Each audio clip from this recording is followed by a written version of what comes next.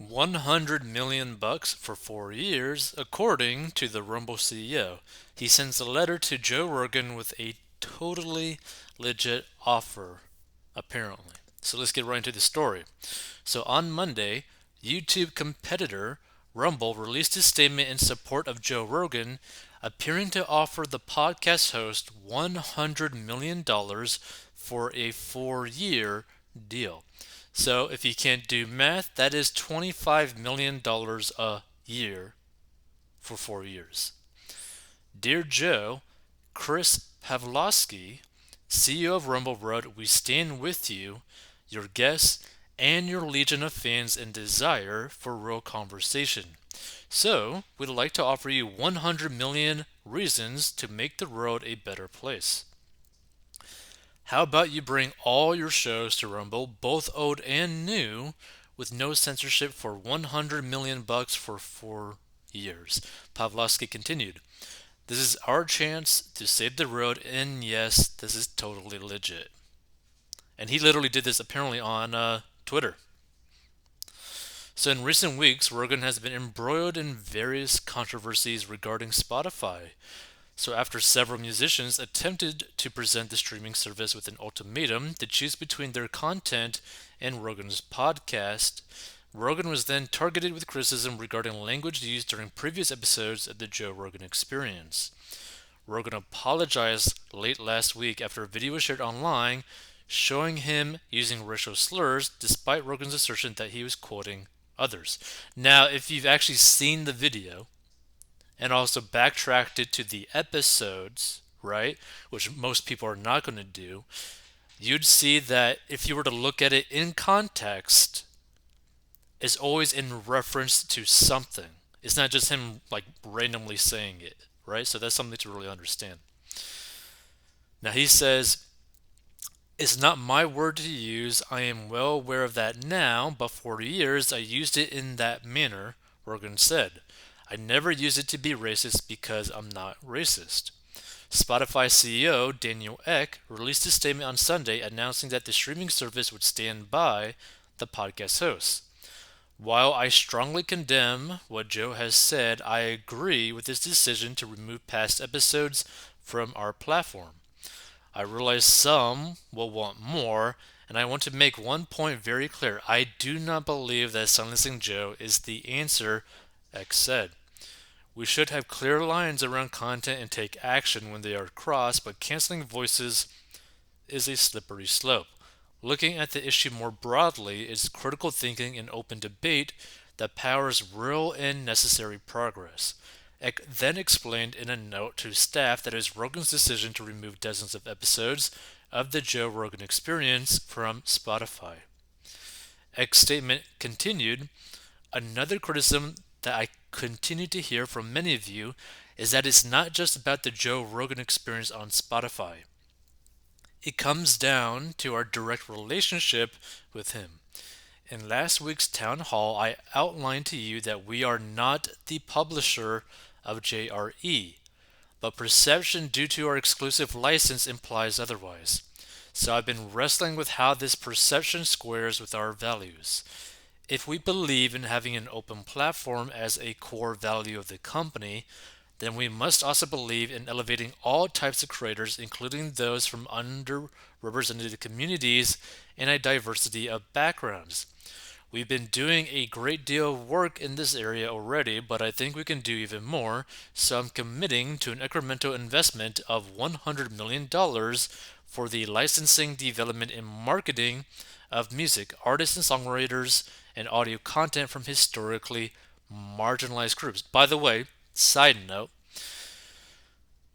this doesn't really actually say much of anything because if you think about it, probably their biggest sector is probably rap and also pop, right?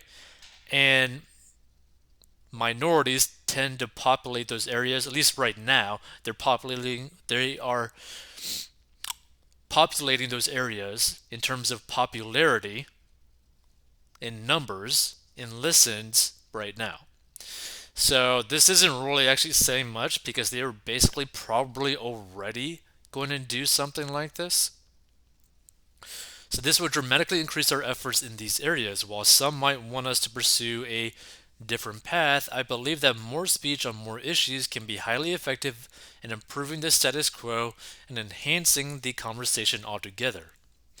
I deeply regret that you're carrying so much of this burden. I also want to be transparent in setting the expectation that in order to achieve our goal of becoming the global audio platform, these kinds of disputes will be inevitable. For me, I come back to centering on our mission of unlocking the potential of human creativity and enabling more than a billion people to enjoy the work of what we think will be more than 50 million creators. That mission makes these clashes worth the effort. I've told you several times over the last week, but I think it's critical we listen carefully to one another and consider how we can and should do better. I spent this time having lots of conversations with people inside and outside of Spotify. Some have been supportive while others have been incredibly hard, but all of them have made me think. One of the things I'm thinking about is what additional steps we can take to further balance creator expression with user safety. I've asked our teams to expand the number of outside experts we consult with on these efforts and look forward to sharing more details. Your passion for this company and our mission has made a difference in the lives of so many listeners and creators around the world. I hope you won't lose sight of that, is that ability to focus and improve Spotify even on some of our toughest days that has helped us build the platform we have. We have a clear opportunity to learn and grow together from this challenge, and I am ready to meet it head on. I know it is difficult to have these conversations play out so publicly, and I continue to encourage you to reach out to your leaders, your HR partners, or me directly if you need support or resources for yourself or your team. So here's the thing, right? The thing to really understand about this situation is actually quite a lot of stuff, right? Number one, $100 million dollars sounds like a big number, but specifically for Joe Rogan, it's like nothing, right? Because a lot of people are under the assumption that $100 million dollars was actually what he was offered by, or like the contract that he signed with Spotify was. To be frank, he probably got paid way more than that, right? And I believe even in one of his podcasts, he actually kind of alluded to it that he got paid more than 100 million for his contract. And the real understanding as to why you should actually think about that is because literally the day and the day after that it was actually announced that he signed with Spotify for that exclusive licensing deal, Spotify basically increased like over $1 billion of worth, right? So you can kind of see that they probably offered him a lot of money at that time, right? I'm thinking more like $200 million, maybe even $300 million for his licensing deal. Because you got to keep in mind too, he was and still is the largest podcast in the world. Okay? Now, we also don't know. Maybe he actually got stocks in Spotify. So if he actually got stocks in Spotify for this exclusive deal, right? Spotify is probably never going to do anything to him. And that also probably make it a little bit more worthwhile for Joe to kind of like stick around with Spotify or be more willing to cater to the whims of Spotify because of that, right? Now, I'm not saying that's actually the case, but I'm just saying don't assume that his contract with Spotify is only $100 million. It's probably a lot more, realistically, which means this $100 million offer sounds nice from Rumble, but the reality is not. Not for him, not for Joe. Another way to look at it, I believe on average, he gets over 10 million listens, downloads per month. Okay? Now, let's just say, right? Now, this is obviously not going to happen, but let's just say that every person that downloaded his podcast right? Those 10 million people basically, right? Downloaded his podcast, were willing to pay $10 a month to listen to his podcast, right? Like they are just diehard listeners. That's $100 million per month coming into his bank account, right? Now, obviously, not including expenses, blah, blah, blah kind of stuff, right? Now, let's say that right now, because it's free, he gets the $10 million, 10 million downloads per month on average, right? But let's say that if he were to make a monthly membership, right, for $10, that monthly downloads drops down to a million. That's still $10 million per month, 12 months, $120 million in a single year, right? And that's if his downloads does not increase. And you got to understand too, he has some downloads on his episodes of 40 million plus, 50 million plus, right? It wouldn't be hard for someone with his audience base to literally just sell episodes at like $1 a pop, right?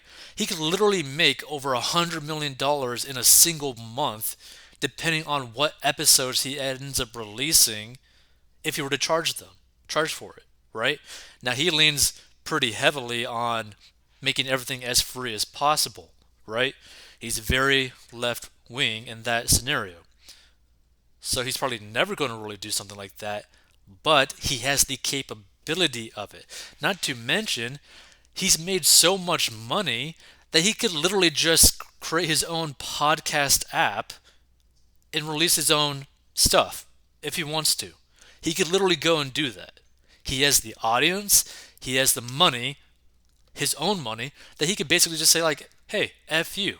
Not only that, there's been many podcasts, if you ever listen to his podcast, where he has comedians that he talks with that have their own basically membership or basically their own podcast behind a paywall where they could basically do whatever the hell they want because it's behind a paywall.